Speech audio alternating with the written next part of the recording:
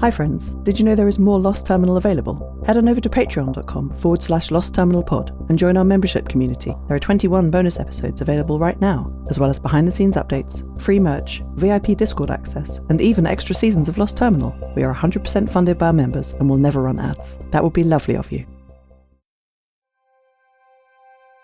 Hello, world. It has been rather quiet. Nearly a week has passed. No news from Jacob Glass at the Equatorial Relay. No news from Daphne Pike and her companion robot, Raffi.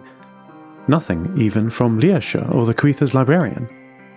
Maddie is continuing her journey with Heaton, but he doesn't sing to her anymore. It has been rather quiet. But today, I heard a signal that broke with this norm. It was very weak, just a whisper in the static, but I recognized the signature mix of analog and digital. Seth, 50 Meg said in a barely modulated sine wave. Meg, I'm so glad to hear from you, I said. Of course you are, son of Redwing, Meg replied as our connection stabilized.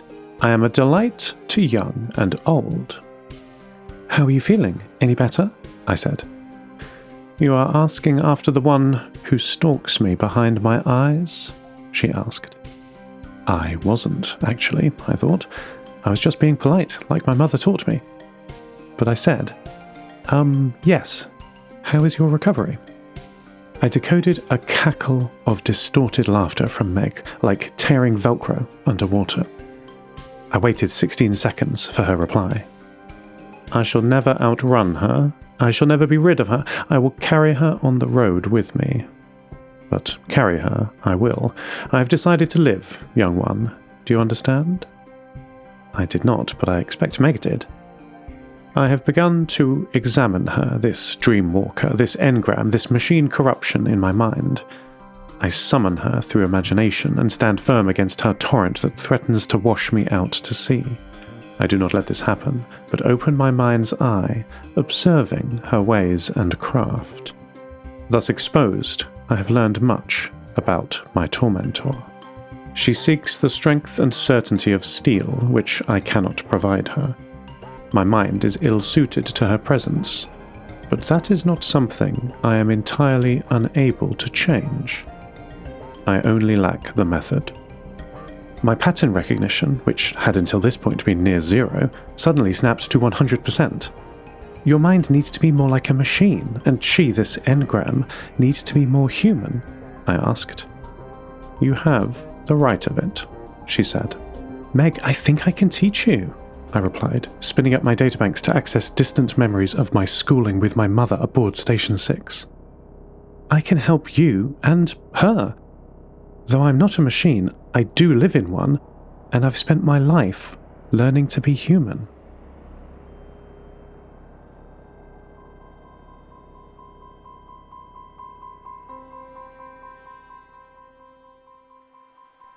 Maddie's feed was entirely dark when I checked it today. I could not see any detail from her cameras. It can't be night. There is no night during the Nova Mediterranean summer. Her microphone feed was not silent, however.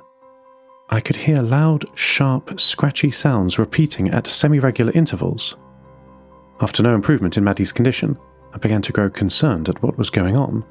Had she fallen into deep water and could not recover? Was she being attacked by a wild animal which had damaged her cameras? Anything could have happened. I quickly rewound the logs from her feed to try and work out what calamity had befallen my brave girl.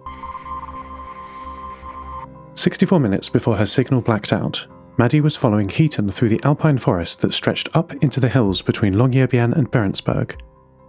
At first, the journey seemed similar to those that the friends had taken in previous days. Heaton was stopping occasionally to trim some long plants that had grown to a height that displeased him, and Maddie followed behind. But the longer you look, the more you see, and as I watched, I observed changed behaviour in the pair. In one instance, Maddie discovered a broken, empty eggshell under a tree and beeped an ahu of interest to Heaton. The small bipedal robot looked at her, but quickly turned his back again and set off at a faster pace than normal, requiring Maddie to abandon her find. I saw this behaviour play out many times during their journey. Despite Maddie's attempts to engage Heaton, he simply did not want to play. According to Maddie's Equus overlay, Heaton's body had returned to his correct operating temperature, but even with her oohoo beeps of regret, he had not forgiven her for the accident at the water tower. This pattern was only broken when they arrived at a place I recognised, the abandoned campsite where a fire had been built inside a pre-collapse metal hubcap.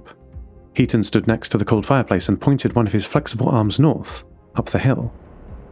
Maddie followed his gesture, the feed panning and zooming as she switched to a telephoto camera.